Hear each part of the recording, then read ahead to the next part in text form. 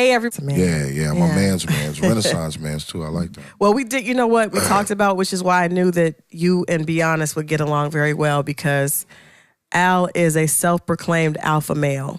Okay. We talked about men and the fact that he feels like the alpha male is not, people are afraid to acknowledge and appreciate the true alpha male.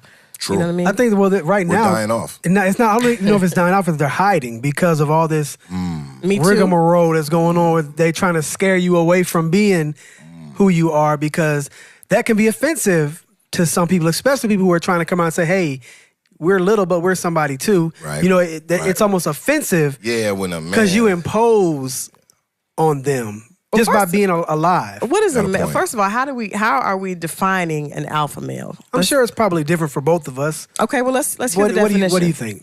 For me, an alpha male is a man's man, a man that can, first of all, he can get up under the car if he need to. I like that. He can take the trash out. He pump the gas. He don't believe in a woman pumping the gas.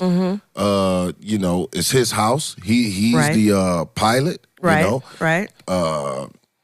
He's not a feminine man, so to speak. He's not an emotional man. There's too many feminine men. A man is just like your grandfather. Okay. How your grandfather used to be. Right. I wouldn't even say your daddy. I would say your grandfather. Okay. And that's a man to me. Only thing I don't like about granddad is nobody knew that dude, man. Like, he never said 10 words. He'd come over from work and just disappear in the back room. But he always had money in his pocket. I noticed that my granddaddy will pop and then my granddad, they always just had money. Yeah, and I would go get some money. Yeah, but you didn't realize it was only $2. You was a little kid. Though. So I was a little kid. I was in the 70s, though. 80s, it was a little money back then. It's about 10 right now. I like your explanation. I would add, though, that alpha men have the ability to lead without second guessing. I like that. That's good. That sums it up. That's good. I like that. Because I think there are so many people who are now following what they see on social media. They're following on what they think their target audience wants to hear. Right. So I think that alpha males have the ability to understand that there's somebody who wants something from them,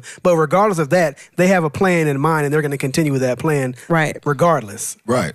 I like that. Yep. And there's one more thing I wanted to add, because I think that there's an issue right now with a lot of guys that stick their chest out and say they're alpha male.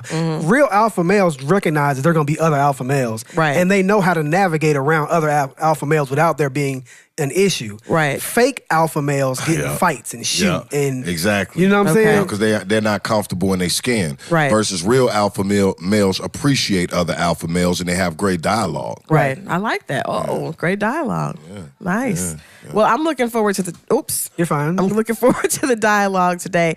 We had Al on to talk about a subject that I think a lot of us women have definitely talked about in girls' chats. But the difference between girls' chats. Yes, girl chats, being able to be faithful. What is the difference between faithfulness and loyalty, right? Because a lot of times we talk about, we know men make a big deal about women being loyal, right? Right. And women make a big deal about men being faithful.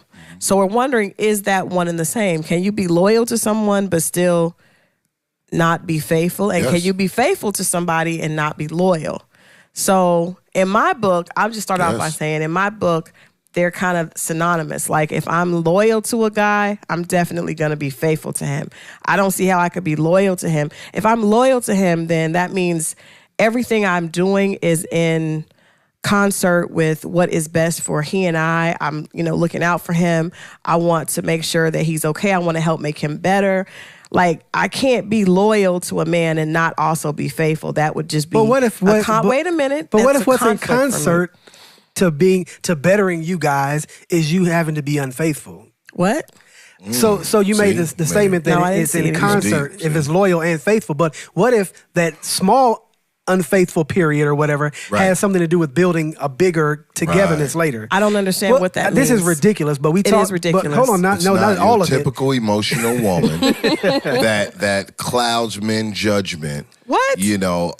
Because he has a very valid point with what he's saying, but women can't even convey. You can't even understand that thought. Explain it. I was going to tell you the ridiculous example, because this is not a real world example, but we were